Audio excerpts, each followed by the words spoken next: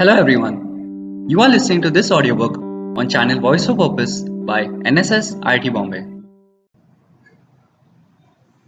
Mowgli's brothers. Now run, the kite brings home the night that Mung the bat sets free. The herds are shut in byre and hut, or loosed till dawn are we. This is the hour of pride and power, talon and tush and claw. Oh, hear the call, good hunting all, that keep the jungle law. Night Song in the Jungle. It was 7 o'clock of a very warm evening in the Seoni hills when Father Wolf woke up from his day's rest, scratched himself, yawned, and spread out his paws, one after the other, to get rid of the sleepy feeling in their tips. Mother Wolf lay with her big grey nose dropped across her four tumbling, squealing cubs, and the moon shone out of the mouth of the cave where they all lived. "Woof!" said Father Wolf. "It is time to hunt again." He was going to spring downhill when a little shadow with a bushy tail crossed the threshold and whined. "Good luck go with you, O chief of the wolves, and good luck and strong teeth go with noble children that may never forget the hunger in this world." It was the jackal, Tabaki the dishlicker, and the wolves of India despise Tabaki because he runs about making mischief and telling tales and eating rags and pieces of leather from the village rubbish heaps. But they are afraid of him too, because Tabaki, more than anyone else in the jungle, is apt to go mad, and then he forgets that he was ever afraid of anyone and runs through the forest, biting everyone in his way. Even the tiger runs and hides when little Tabaki goes mad, for madness is the most disgraceful thing that can overtake a wild creature. We call it hydrophobia, but they call it Diwani, the madness, and run. "Enter, then, and look," said Father Wolf stiffly. "But there is no food here." "For a wolf, no," said Tabaki. "But for so mean a person as myself, a dry bone is a good feast. Who are we, the Gidurlok, to pick and choose?" He scuttled to the back of the cave, where he found the bone of a buck with some meat on it, and sat cracking the end merrily. "All thanks for this good meal," he said, licking his lips. "How beautiful and noble are the children! How large are their eyes! And so young too! Indeed, indeed, I might have remembered that the children of kings are men from the beginning."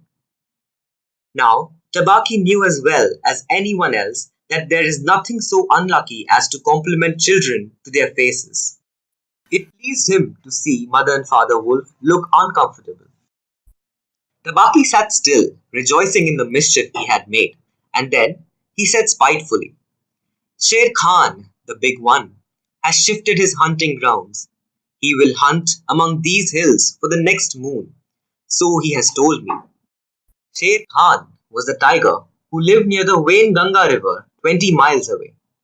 "He has no right," Father Wolf began angrily. "By the law of the jungle, he has no right to change his quarters without due warning. He will frighten every head of game within 10 miles, and I have to kill for two these days." His mother did not call him Langli, the lame one, for nothing, said Mother Wolf quietly. "He has been lame in one foot from his birth. That is why he has only killed cattle. Now, the villagers of Wainganga are angry with him, and he has come to make our villagers angry. They will scour the jungle for him when he is far away, and we and our children must run when the grasses set alight. Indeed, we are very grateful to Sher Khan." "Shall I tell him of your gratitude?" said Tabaki. "Out!" snapped Father Wolf. "Out and hunt with thy master. Thou hast done harm enough for one night." "I'll go," said Tabaki quietly. "Ye can hear Sher Khan below in the thickets. I might have saved myself the message." Father Wolf listened, and below, in the valley that ran down to a little river, he heard the dry, angry, snarly, sing-song whine of a tiger who has got nothing and does not care if all the jungle knows it. "The fool!" said Father Wolf, "to begin a night's work with that noise. Does he think that our buck are like his fat Wainganga bullocks?" "Hush! It is neither bullock nor buck he hunts tonight," said Mother Wolf. "It is man." The whine had changed to a sort of humming purr that seemed to come from every quarter of the compass. It was the noise that bewilders woodcutters and gypsies sleeping in the open and makes them run sometimes into the very mouth of the tiger. "Man," said Father Wolf, showing all his white teeth. "Huh! Are there not enough beetles and frogs in the tanks that he must eat man, and on our ground too?" The law of the jungle, which never orders anything without reason, forbids every beast to eat man, except when he is killing to show his children how to kill, and then he must hunt outside the hunting grounds of his pack or tribe. The real reason for this is that man killing means, sooner or later, the arrival of white men on elephants with guns, and hundreds of brown men with gongs and rockets and torches. Then everybody in the jungle suffers. The reason the beasts give among themselves is that man is the weakest and most defenseless of all living things, and it is unsportsmanlike to touch him. They say too, and it is true, that man-eaters become mangy and lose their teeth. The purr grew louder and ended in the full-throated roar of the tiger's charge. Then there was a howl, an untingerish howl from Sher Khan. "He has missed," said Mother Wolf. "What is it?" Father Wolf ran out a few paces and heard Sher Khan muttering and mumbling savagely as he tumbled about in the scrub. "The foot has had no more sense than to jump at a woodcutter's campfire, and he has burnt his feet," said Father Wolf with a grunt. "Tabiki is with him." "Something is coming uphill," said Mother Wolf, twitching one ear. "Get ready." The bushes rustled in the thicket, and Father Wolf dropped his haunches under him, ready for his leap. Then, if you had been watching, you would have seen the most wonderful thing in the world. The wolf checked in mid-spring. He made his bound before he saw what it was he was jumping at, and then he tried to stop himself. The result was that he shot up straight into the air for 4 or 5 feet, landing almost where he left the ground. "Man!" he snapped. "A man's cub! Look!" Directly in front of him, holding on by a low branch, stood a naked brown boy who could just walk, as soft and as dimpled a little atom as ever came to a wolf's cave at night.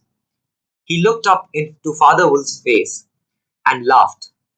"Is that a man's cub?" said Mother Wolf. "I never seen one. Bring it here."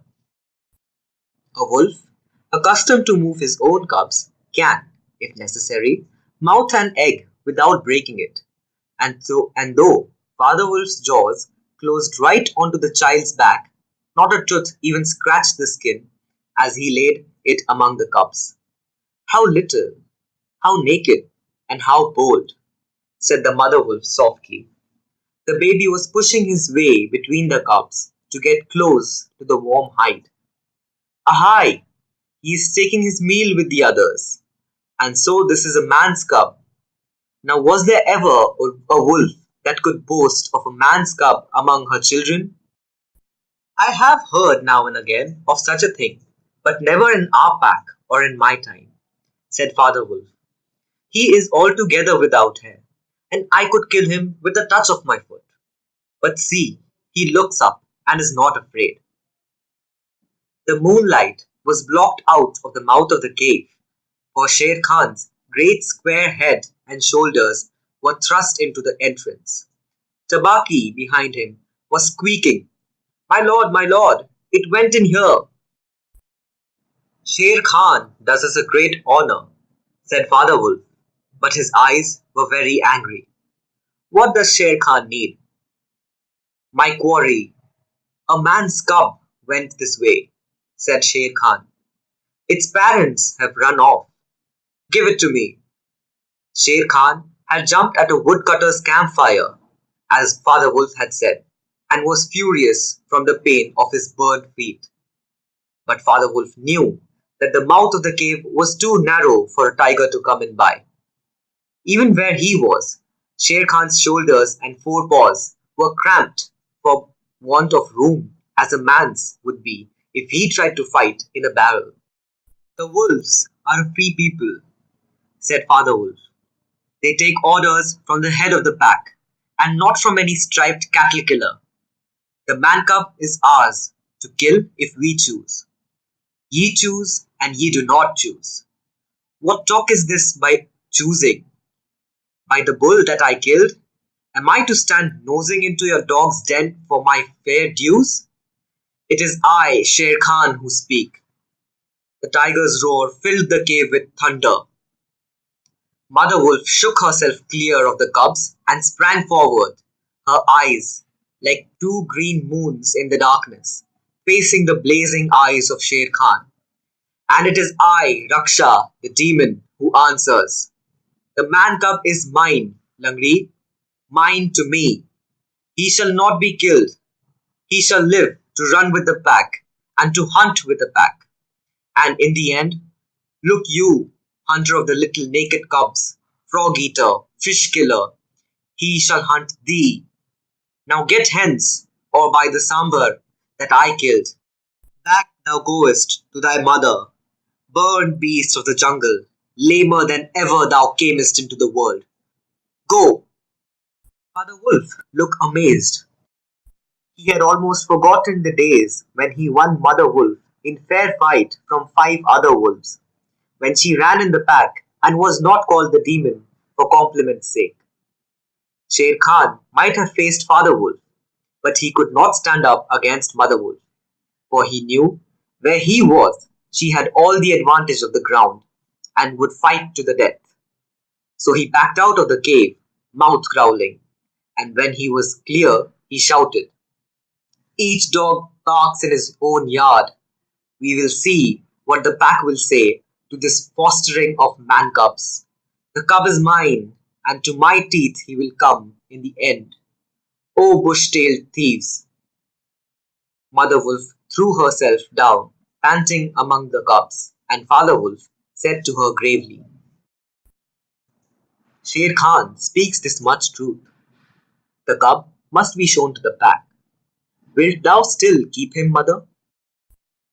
Keep him? She gasped. He came naked by night, alone and very hungry, yet he was not afraid. Look, he has pushed one of my babies to one side already, and that lame butcher would have killed him and would have run off to the wine ganga while the villagers here hunted through all our liars in revenge. Keep him? I will assuredly keep him. Lie still, little frog. O thou Mowgli, for Mowgli the frog I will call thee. The time will come when thou wilt hunt Sher Khan as he has hunted thee. But what will our pack say? Said Father Wolf. The law of the jungle lays down very clearly that any wolf may, when he marries, withdraw from the pack he belongs to. As soon as his cubs are old enough to stand on their feet, he must bring them to the pack council, which is generally held once a month at full moon, in order that the older wolves may identify them. After that inspection, the cubs are free to run where they please, and until they have killed their first buck, no excuse is accepted if a grown wolf of the pack kills one of them. The punishment is death, where the murderer can be found, and if you think for a minute, you will see that this must be so. Father Wolf waited till his cubs could run a little, and then, on the night of the pack meeting, took them and Mowgli and Mother Wolf to the council rock, a hilltop covered with stones and boulders, where 100 wolves could hide. Akela, the great grey lone wolf, who led all the pack by strength and cunning, lay out full length on his rock, and below him sat 40 or more wolves of every size and colour, from badger colour veterans who could handle a buck alone, to young 3-year-olds who thought they could. The lone wolf had led them for a year now. He had fallen twice into a wolf trap in his youth, and once he had been beaten and left for dead, and he knew the manners and customs of men. There was very little talking at the rock. The cubs tumbled over each other in the center of the circle where their mothers and fathers sat, and now and again a senior wolf would go quietly up to a cub, look at him carefully, and return to his place on noiseless feet. Sometimes a mother would push her cub far out into the moonlight to be sure that he had not been overlooked. Akela from his rock would cry, "Ye know the law, ye know the law. Look well, O wolves." And the anxious mothers would take up the call, "Look, look well, O wolves." At last, and Mother Wolf's neck bristles lifted as time came, Father Wolf pushed Mowgli the Frog, as they called him, into the center, where he sat laughing and playing with some pebbles that glistened in the moonlight. Akela never raised his head from his paw, but went on with the monotonous cry, "Look well."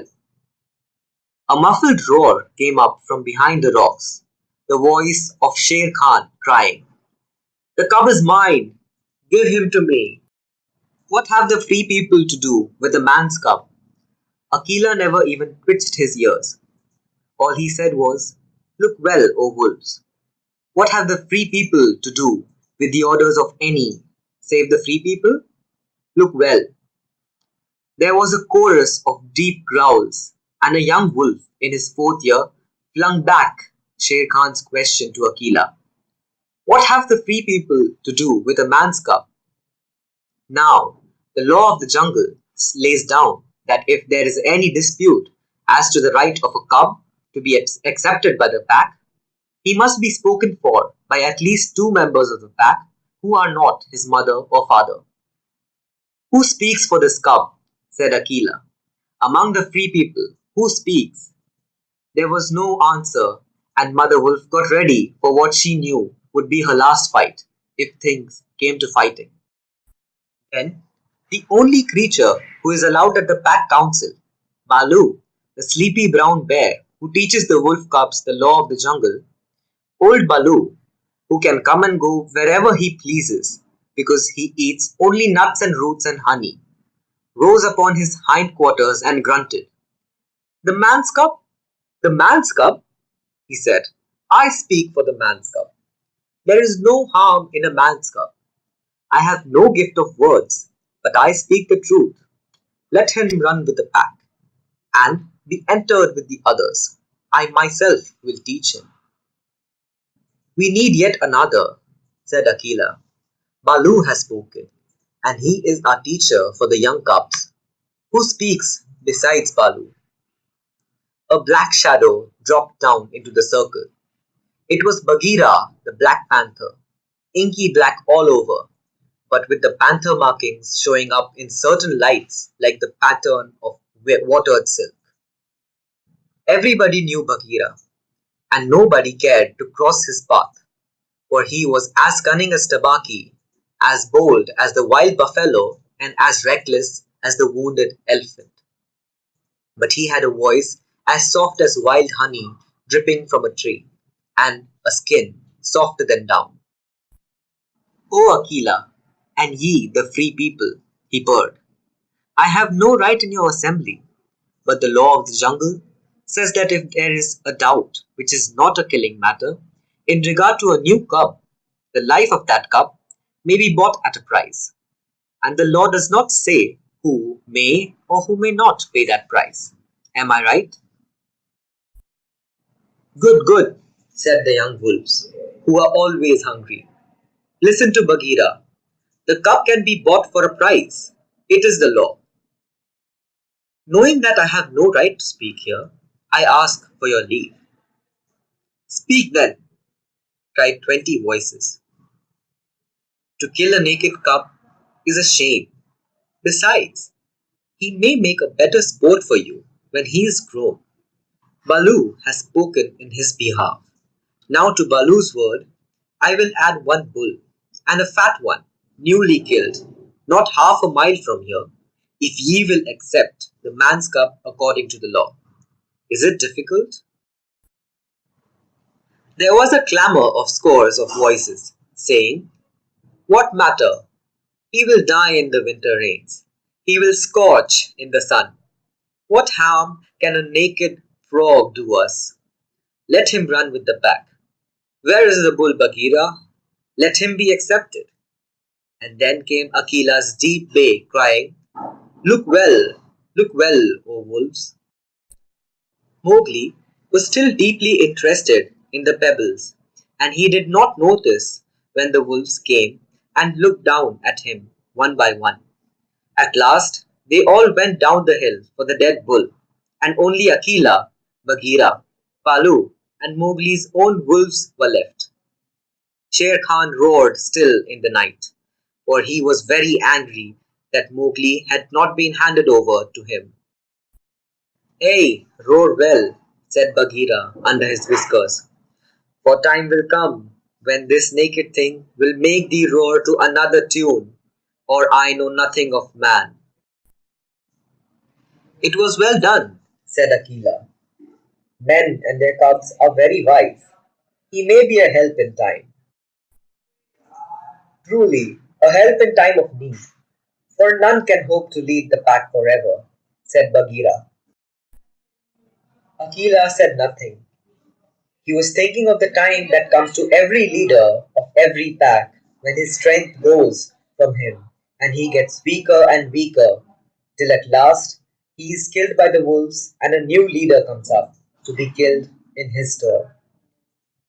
Take him away, he said to the father wolf, and train him as befits one of the free people. And that is how Mowgli was entered into the Seoni wolf pack for the price of a bull and on Baloo's good word. Now, you must be content to skip 10 or 11 whole years and only guess at all the wonderful life that Mowgli led among the wolves, because if it were written out, it would fill ever so many books. He grew up with the cubs, though they, of course, were grown wolves almost before he was a child. And the father wolf taught him his business and the meaning of things in the jungle, until every rustle in the grass, every breath of the warm night air, every note of the owls above his head, every scratch of a bat's claws as it roosted for a while in a tree, every splash of every little fish jumping in a pool meant just as much to him as the work of his office means to a businessman. When he was not learning, he sat out in the sun and slept, and ate, and went to sleep again. When he felt dirty or hot, he swam in the forest pools, and when he wanted honey, he climbed up for it, and that Bagheera showed him how to do.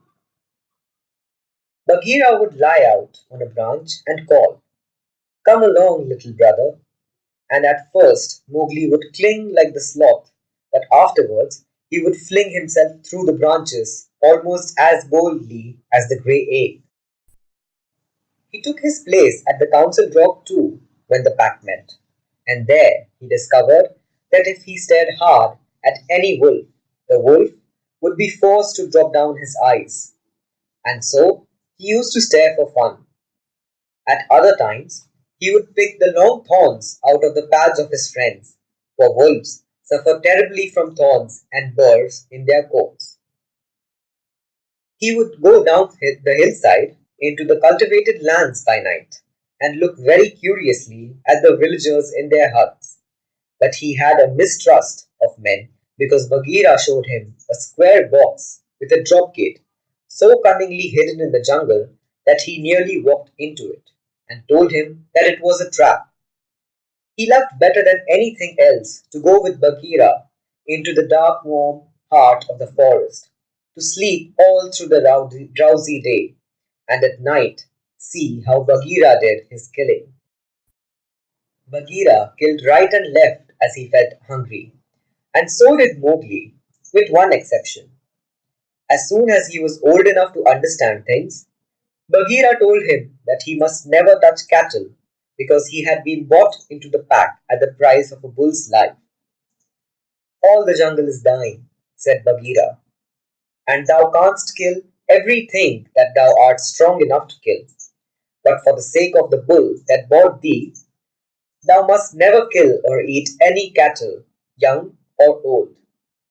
This is the law of the jungle.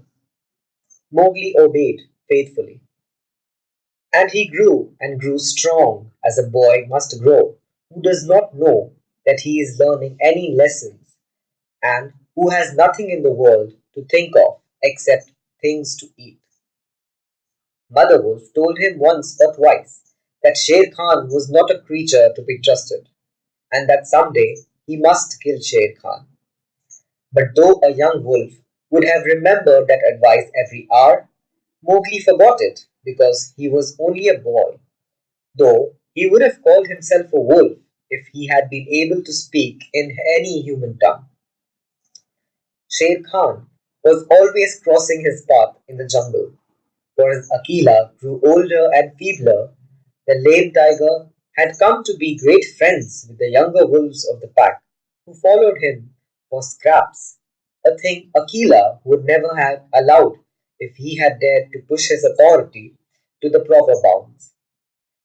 Then Sher Khan would flatter them and wonder that such fine young hunters were content to be led by a dying wolf and a man's cub.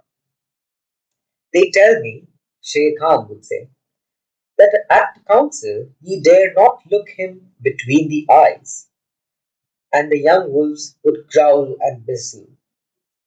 Bagheera, who had eyes and ears everywhere, knew something of this, and once or twice he told Mowgli in so many words that Sher Khan would kill him some day.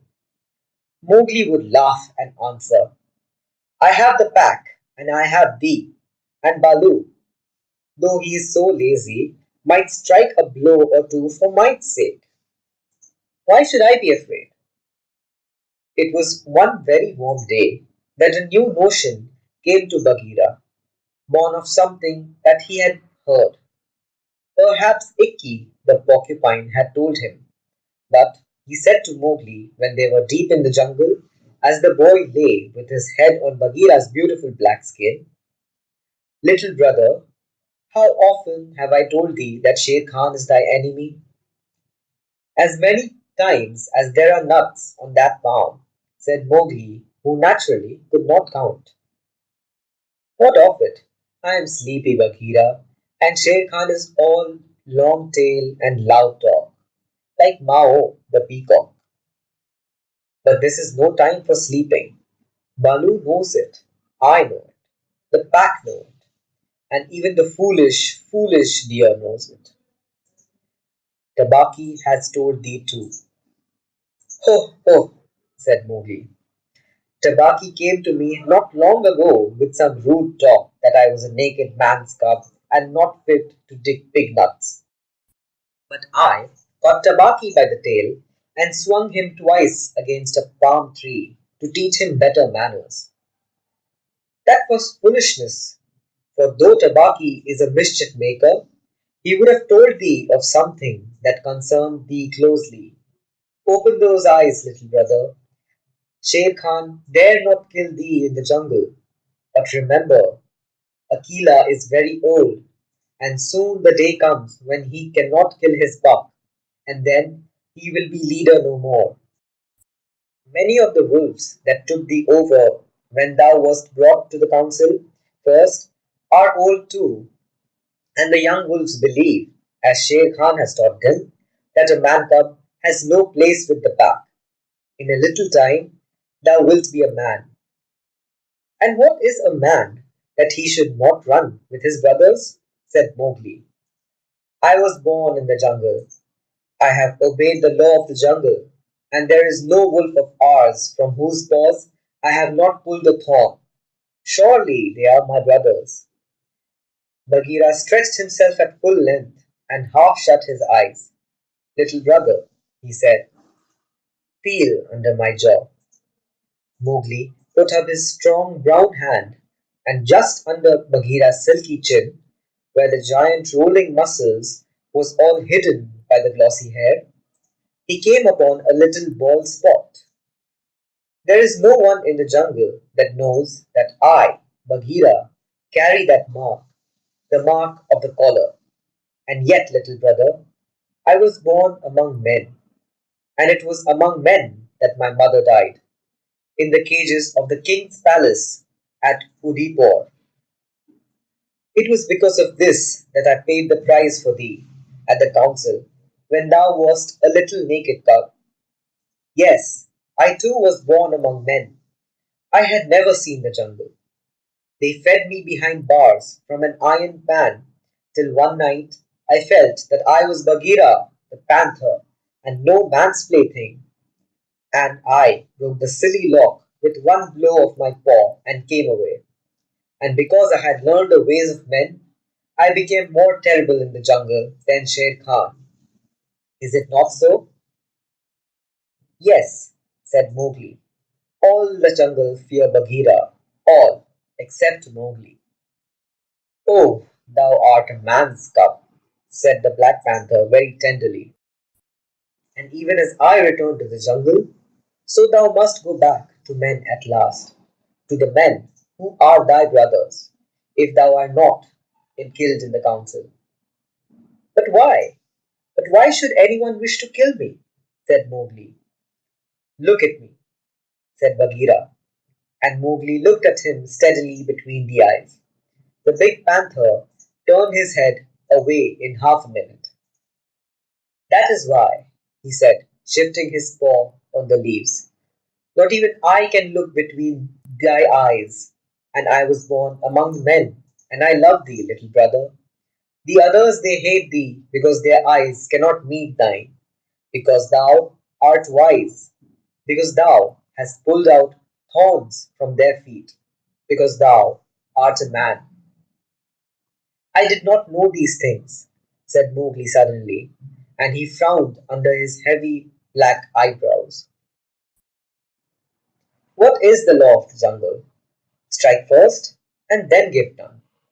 By thy very carelessness, they know that thou art a man. But be wise. It is in my heart that when Akela misses his next kill, and at each hunt it costs him more to pin the buck, the pack will turn against him and against thee. They will hold a jungle council at the rock, and then, I have it, said Bagheera, leaping up. Go thou down quickly to the men's huts in the valley, and take some of the red flower which they grow there, so that when the time comes, thou mayest have even a stronger friend than I or Baloo or those of the pack that love thee. Get the red flower. By red flower, Bagheera meant fire. Only no creature in the jungle will call fire by its proper name. Every beast lives in deadly fear of it, and invents 100 ways of describing it. The red flower, said Mowgli, that grows outside their huts in the twilight? I will get some. There speaks the man's cub, said Bagheera proudly. Remember that it grows in little pots. Get it swiftly, and keep it by thee for time of need. Good, said Mowgli. I go. But art thou sure, O my Bagheera? He slipped his arm around the splendid neck and looked deep into the big eyes. Art thou sure that all this is Shere Khan's doing? By the broken lock that freed me, I am sure, little brother. Then, by the bull that bought me, I will pay Shere Khan full tail for this, and it may be a little over, said Mowgli, and he bounded away. So, hope you guys had fun. Please like, share, and subscribe to this channel for more interesting audiobooks.